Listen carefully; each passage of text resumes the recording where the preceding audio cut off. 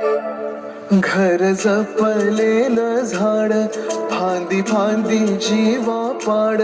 भावबंध माया रीत त्याच्या मनाची कवाड. लेक माहेराचं सोनं, लेक सौख्याचं औक्षण, लेक बासरीची धून, लेक अंगणी पैंजण, लेक चैतन्याचे रूप, लेक अल्लड चांदण,